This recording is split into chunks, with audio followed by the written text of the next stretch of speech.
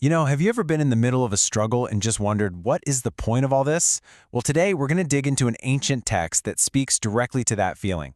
It's called the Hidden Counsels of God, and it offers a really powerful way to look at life's toughest questions. So let's just dive right in with a question that, let's be honest, probably hits home for every single one of us. How in the world do we find real, lasting meaning when we're up against pain, suffering, or even just that nagging feeling that something's missing? And this is where our guide comes in, this ancient wisdom. And you know what? It doesn't pull any punches. It dives right into the hard stuff, giving us these incredible insights into divine justice and mercy. It even tackles really personal, deep pains like suffering and the feeling of being childless, just head on. Okay, so let's get to the heart of it. The whole thing really is built on this one massive shift in how we look at things. It's all about learning to see our lives, our challenges, not through the lens of the world, but from a completely different, a divine perspective. And this slide, wow, it just lays it out so clearly. Think about it. From a worldly view, when a good person passes away, it looks like a disaster, right? Like utter destruction. But this divine view, it completely flips the script. It says, no, their souls are safe, they're in the hand of God, and they're finally at peace. It's a 180-degree turn from what our eyes are telling us.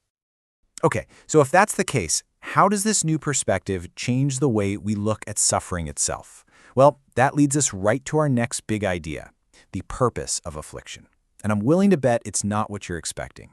The text gives us this incredible metaphor, a furnace. It says God tests them as gold in the furnace.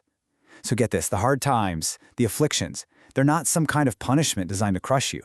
It's more like a refining process, a way to burn away the impurities and show the pure gold underneath. It's all about proving your true worth. And this whole refining process, it's basically a two-step deal. Step one, you're chastised a little. A little. That's the trial, the heat. But, and this is the absolute key, that's not where it ends. That's just the path to step two, being greatly blessed. So the trial isn't just random pain. Its whole point is to get you to that bigger reward. So what does this great blessing even mean? I mean, listen to these promises, they're huge. It says they'll shine, they'll judge nations, they'll rule over peoples.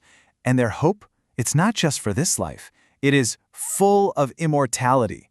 We're talking about a complete transformation from a place of suffering to one of absolute glory. Now, it's not all about these huge, dramatic trials.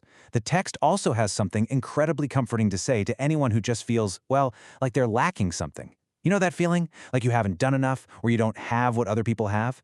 This next part is all about redefining what it really means to be fruitful. And it gets very specific. It speaks directly to the profound pain of being childless. And it offers this amazing assurance, saying that if you're in that situation, but you stay pure and faithful, your life will bear fruit, a different kind of fruit. It's a really powerful idea, isn't it? That spiritual faithfulness is valued even more than physical fruitfulness. And just to be clear, this is not some second-place trophy. It's called Fidelity's Choice Reward. Think about that, a choice reward, a more gratifying heritage. So it's a different type of legacy for sure, but it's presented as something uniquely special and incredibly precious.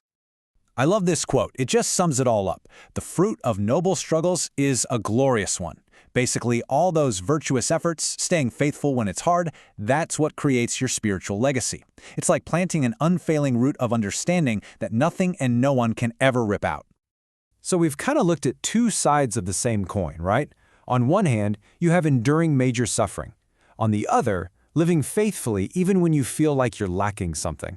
Now let's bring it all together and see how both of those paths lead to the very same place, all wrapped up in God's ultimate promise. So what's the bottom line? What's the guarantee for God's holy ones? It's actually pretty simple but incredibly profound. Grace and mercy are with them. God's care is with them. And the ultimate end game, they'll be with Him, in love. That's it.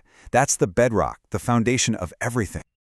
And that right there is really the whole point. The big takeaway from all this wisdom. It's this constant call to shift our focus.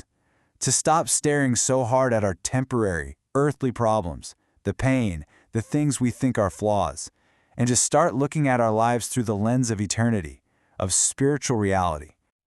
So, I want to leave you with this to think about. As you go about your day, try looking at your own life with this new lens. What furnace are you in right now? what trial or struggle in your life could actually be refining you for a much greater purpose. Just what if it's not there to break you down, but to build you into something more?